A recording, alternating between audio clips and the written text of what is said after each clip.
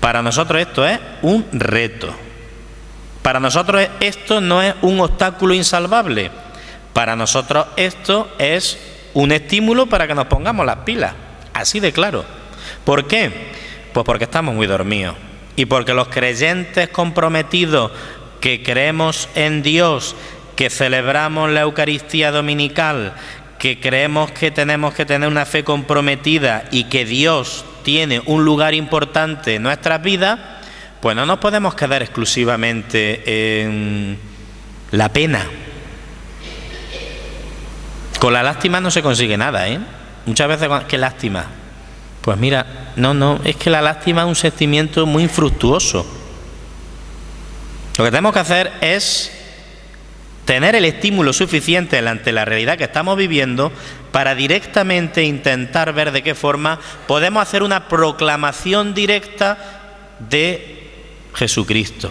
Lo que nos pide Benedicto XVI, una nueva evangelización que combata ese analfabetismo religioso y que intente volver de nuevo a que en muchos corazones haya una auténtica confianza en Dios. Mirad, el fuego en muchos corazones y en muchas personas pues se ha ido apagando y ya no quedan ascuas. Prácticamente encima de las ascuas tenemos ya 10 centímetros de ceniza, pero casi siempre en los rescoldos, cuando se elimina la ceniza, suele, aunque cueste mucho trabajo, volver de nuevo a ver un ascua que es posible que hasta incluso pueda prender la leña. Ahora mismo hay mucha gente que se ha retirado de la iglesia. Ahora mismo hay mucha gente que vive su fe de una forma totalmente diluida, de una manera totalmente subjetivista, de una manera totalmente retirada de los sacramentos, de la celebración de la Eucaristía del domingo. Una fe que hasta incluso ni siquiera le llega a transmitirla a su hijo, a sus familiares, a sus amigos. Pero a lo mejor sí que hubo ahí fuego y ahora hay ceniza. Pues labor será nuestra como cristianos comprometidos de intentar avivar ese rescoldo, de intentar avivar esas llamas. Y para eso, lógicamente, pues tenemos que hacer un esfuerzo serio. ¿Por qué?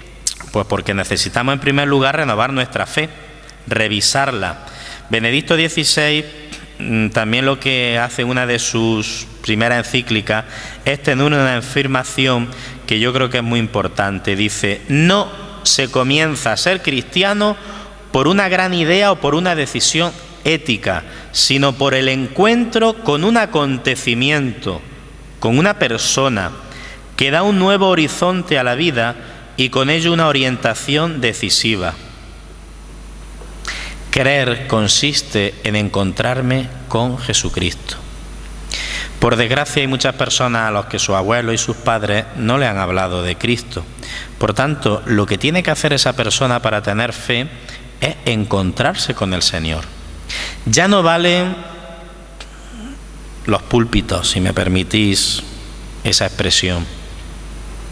Las otras noches, en una tertulia que había en un programa de televisión, de estas que abundan tanto por la noche en diversos canales, yo hablo de 13TV, que para eso es la nuestra, igual que la COPE, hay que arrimar el agua a la sardina. Pero en una de esas tertulias me hizo gracia porque había un tertuliano que arremetió contra otro y decía: es que parece que estás hablando desde un púlpito. Traducción: es que eres tan distante que crees que lo que tú dices es palabra de Dios y eres además un dogmático y eres además un intransigente y no acabas de escuchar lo que dicen los demás. Hablar desde un púlpito, mirad qué connotaciones tiene. Luego, me hizo a mí reflexionar aquello. Cuando muchas veces hablamos desde un púlpito, pues da esa misma sensación. Hay mucha gente que lo percibe con esa misma forma y de esa misma manera.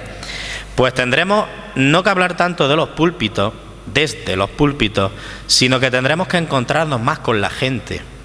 Y mirad, ¿sabéis cuál es la mejor evangelización? El testimonio.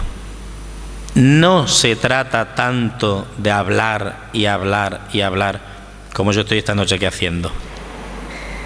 Es bastante más directo, bastante más eficaz el testimonio.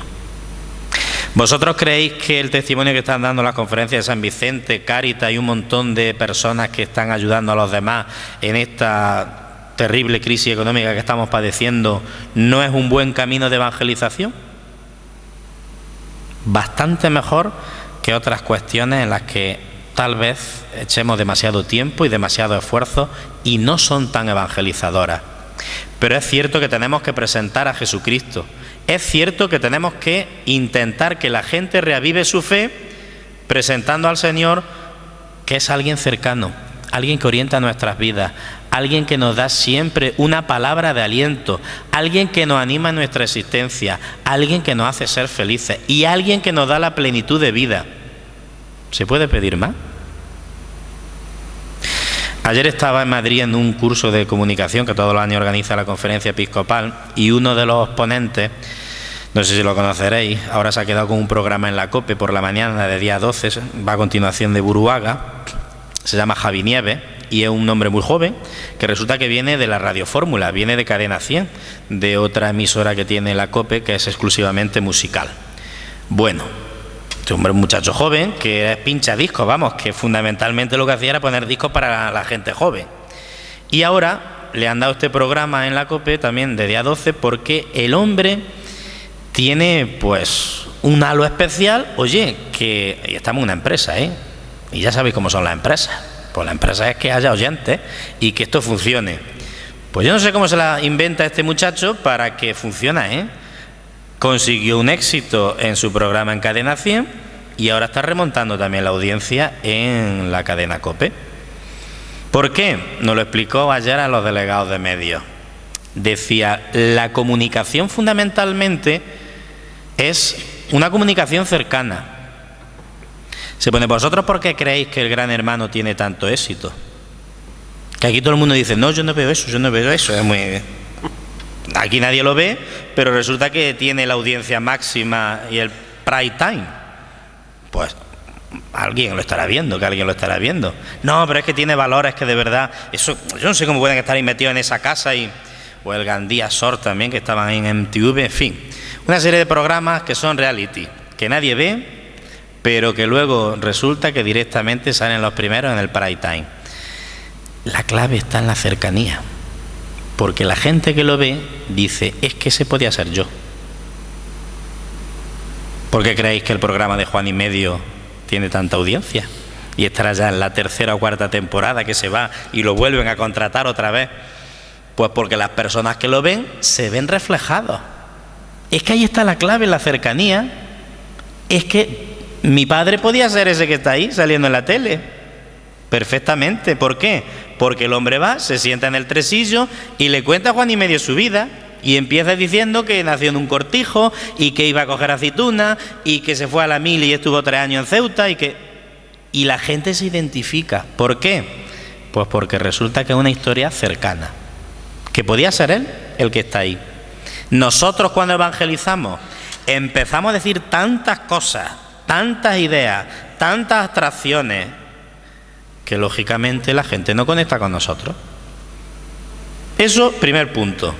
Segundo punto, ya que empezamos a sacarnos los defectos, abrumamos con los mandamientos. La gente cree que pertenecer a la iglesia o que ser cristiano es respetar un código de conducta que es A, B y C, y si no respeta el A, B y C, pues, y claro, como el A, B y C creen que es una cosa retrógrada de las cavernas, que eso no está actualizado, que es que la iglesia está muy chapada a la antigua, que es que eso, cuidado, y se siguen llevando por esos tópicos, pues claro, pero si la gente joven ya no obedece ni a su padre, van a obedecer al cura. Si ya no hacen ni siquiera lo que le dicen los padres, van a obedecer a un código ético que no comprenden, lo ven algo totalmente lejano. Y ahí tal vez no, estoy convencido de que tendríamos también, lo mismo que os decía con el programa de Javi Nieves, ser más cercanos, más directos. Con este tema sí os diría también algo que es muy importante. No podemos ir con los mandamientos.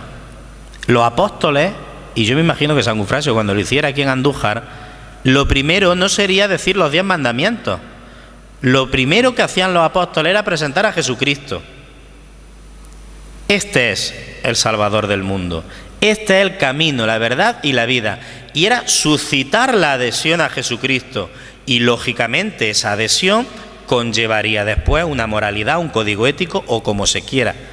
Pero lo primero es presentar una persona, no es presentar una carga de mandamientos. Eso viene por añadidura. Y después también algo que yo creo que es también muy importante, por supuesto, lo decía el otro día alguien con una cita que me gustó mucho. Pues son como las estrellas, que muchas veces son inalcanzables, pero nos marcan el camino. Pues ahí tenemos también la misericordia de Dios, porque no somos perfectos precisamente los católicos.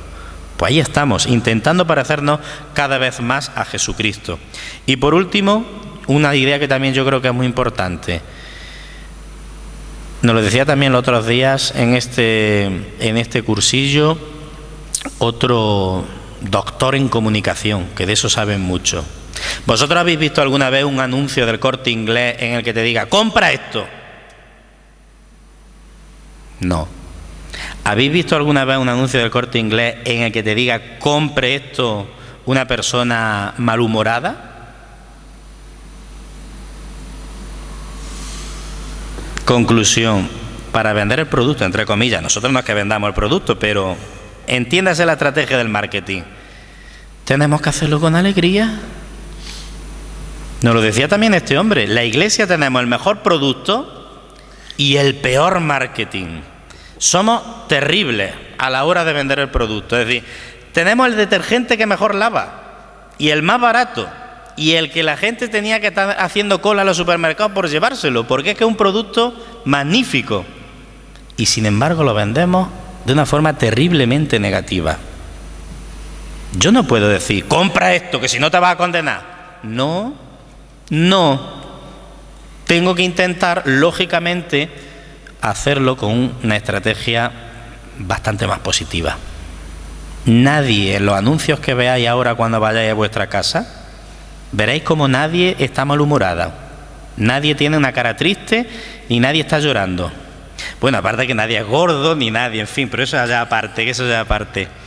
Es verdad, nos hacen caer en un mundo ideal porque lo que quieren es que compremos un producto, así de claro. Conclusión, la Iglesia no es una empresa, afortunadamente no es una empresa. Si fuera una empresa haría tiempo que habríamos quebrado, fijo.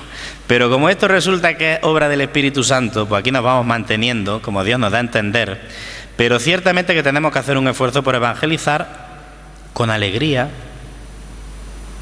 entre otras cosas porque no se evangeliza ni se presenta la fe imponiéndola. Lo nuestro es proponerla, no imponerla. Y por eso tenemos que encontrarnos nosotros en primer lugar con el Señor. Nadie da lo que no tiene.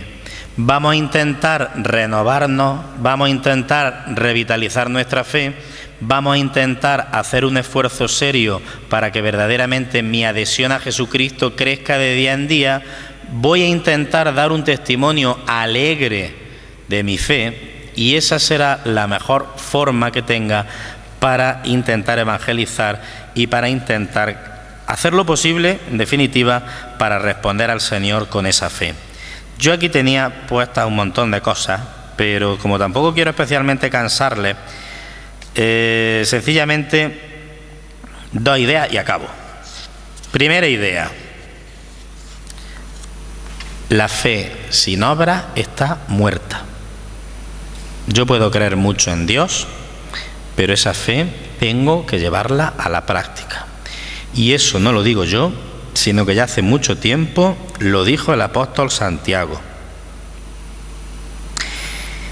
Si un hermano o una hermana andan desnudos y faltos de alimento diario y alguno de vosotros le dice, id en paz, abrigaos y saciaos, pero no les da lo necesario para el cuerpo, ¿de qué sirve?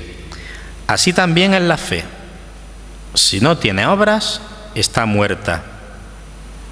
Alguno dirá, continúa diciendo el apóstol Santiago, tú tienes fe y yo tengo obras.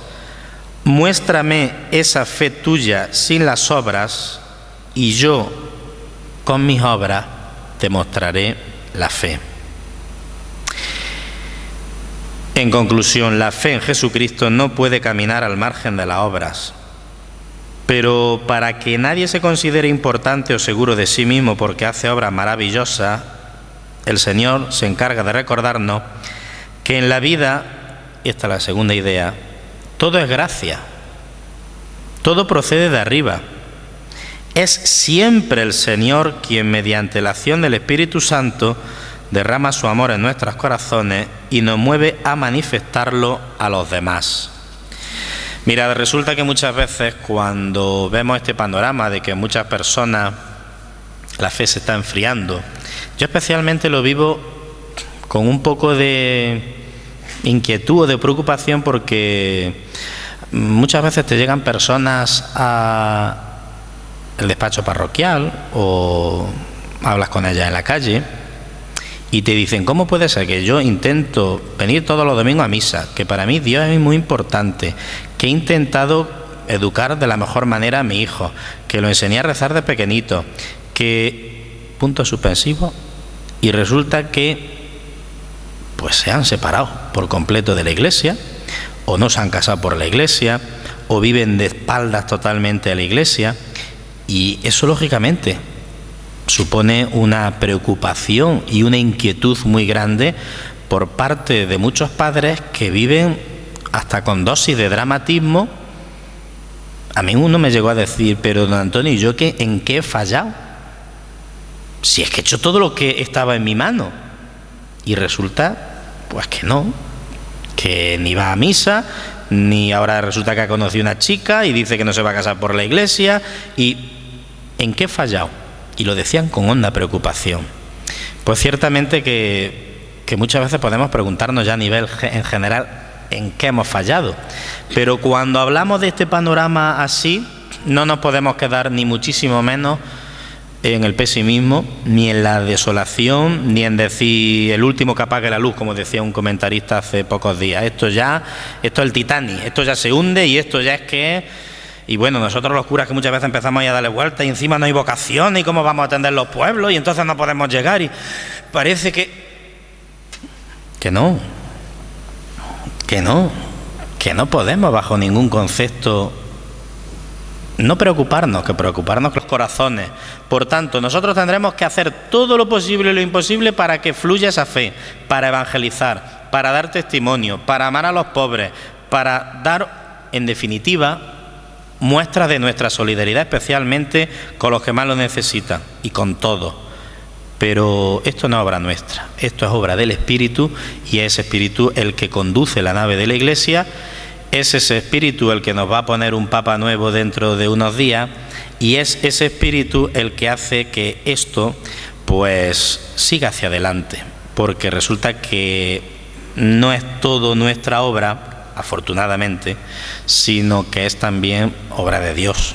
Y Dios, en mitad de las circunstancias adversas, en mitad de los problemas, en mitad de los momentos complejos y difíciles, también quiere que saquemos enseñanza, y evidentemente también nos va guiando. Y muchas veces no creamos que Dios nos abandona como pueblo, como Iglesia, en los momentos complejos, sino que es justamente lo contrario. Cuando más estamos presionados por las dificultades, más fuertemente tenemos que sentir la mano de Dios, que es el que nos conduce. Muchas gracias.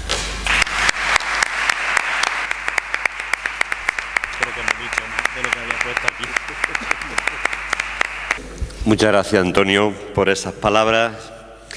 Tengo que decir que mi vida de cura está muy entrelazada también con él. Justo cuando yo llegué a Villacarrillo, recién ordenado de cura, con más miedo que vergüenza, él entraba ese año en el seminario.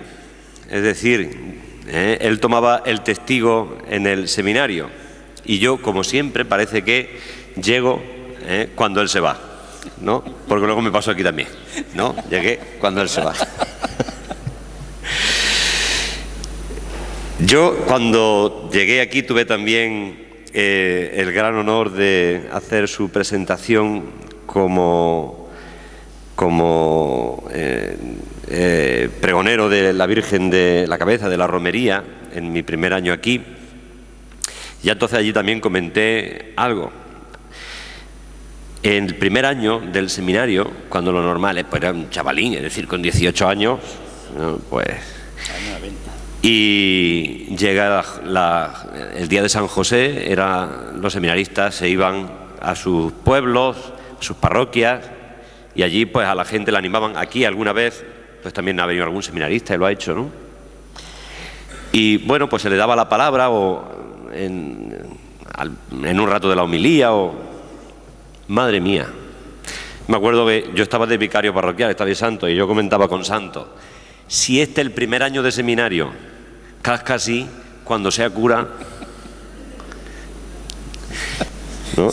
Ya prometía, ¿no? Y efectivamente, pero se puede tener una verborrea, simplemente, o se puede tener un gran don de palabra.